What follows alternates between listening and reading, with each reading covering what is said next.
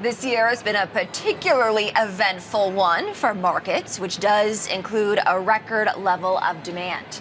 The New York Stock Exchange's purpose-built trading technology is not only ready for this high-level activity, it can thrive in it as well. Joining me now with more is Sridhar Masam, the New York Stock Exchange's Chief Technology Officer. He leads the vision, strategy, transformation, execution, and he is responsible for the trading platforms here at the NYSE. Sridhar, welcome. Good morning. Thank you, Kristen. Thank you for having me. Yeah, it's great to have you. And I think a good time for this conversation because we have seen some volatility of late in this market amid the government shutdown. Now it's reopened. Of course, questions about AI as well, which we'll talk about in just a moment. How is the NYSE's technology built for these moments? Yeah, I mean, NYSE is a historic building and that's a very visible part of a business.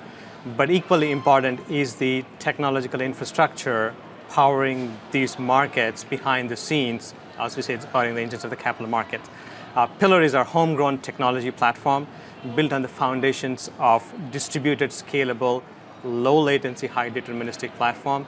And we actually provision all of our markets with the 2 to 3 times headroom for the historical peaks we have seen so that we can handle these kind of market events. What are some of the historical peaks that you have seen this year? I think the historical peaks we have seen are like April 7th, where we have handled our 1.1 trillion messages across all of our exchange, as well as the processors, CTA, and Opera. 1.1 trillion messages, very important indeed. Of course, that was amid some of the trade volatility that we saw around tariffs. In terms of the path forward, artificial intelligence is another topic very much in focus these days. Questions about the valuation, but no doubt every company seems to be making investments in it in order to compete. What more can you share about what you're seeing in AI? Yeah, I mean, in AI, typically at ICE, we are leveraging AI in a way like it's a three-pronged approach. One is we're leveraging out-of-the-box tools like the co-pilots of the world. We are building leveraging open source and commercial models into our applications, and we're leveraging third-party data platforms where the AI tools are provided to them. On a high level, our AI use cases can be categorized into predictive as well as generative AI. Predictive AI is AI as we know it before ChatGPT.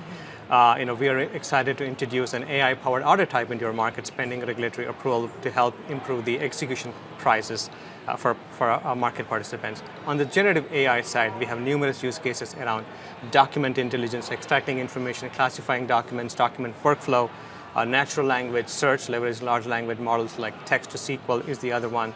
Summarization and sentiment analysis, the other use case we have seen. And the biggest impact we have seen is in a software development lifecycle. Essentially, the co-pilots have significantly transformed the way we do software development. Is there a way to quantify, or even that you're just thinking about from a data metric in terms of how much more powerful AI can make the systems? Yeah, I think we see anywhere from 20 to 30% at this time, just given the maturity of the tools. We have people who have the biggest challenge we have is like the adaptability of this as people learn these tools and adopt, and we are seeing that significant uptick in terms of what we can generate or output in terms of coding, testing, documentations. I would say probably 20 to 30% is what we have seen for the teams who have adopted AI tools. You mentioned predictive and generative AI. I want to sort of lean into this prediction vertical right now, if we will, and talk about the prediction market, Poly Market, of course, ICE, earlier this quarter announcing a up to $2 billion investment, strategic partnership that is with Poly Market. What is the role that the NYSE's technology plays in that? Yeah, so Poly Market is a leading prediction marketplace, especially for non-sports events, geopolitical weather events. And what we have witnessed over the last few years, the coordinated retail with the GameStop, and there's enough sentiment, there's enough indicators in these markets that will help our capital markets participants with some of their risk decisions, right? In two things. One is our FIDS team is working with Poly Markets team to integrate this events data into our current data products to make the same format and same place where they pick up these data sets to our capital markets participants. The second, from a technology perspective, NYSE, we have been working with Poly Markets team. It's mutual, like we're learning their decentralized architecture. At the same time, we are sharing the expertise in our capital markets, our pillar, operational excellence, our architecture in terms of low latency and determinism.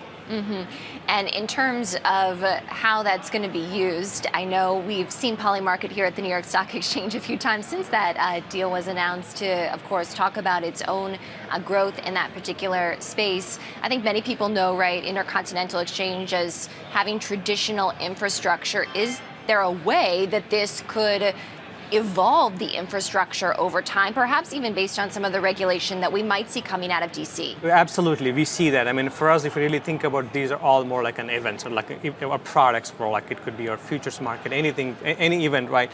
So one of the things is the data sets coming from these events is significantly market impacting. So like the data, the sentiment on these platforms will have tangible value for our market participants. All right, Sridhar Massam, the New York Stock Exchange's Chief Technology Officer, joining us on what's been a very busy week. Sridhar, thank you. Thank you, Kristen. Thank you for having me. Great to see you.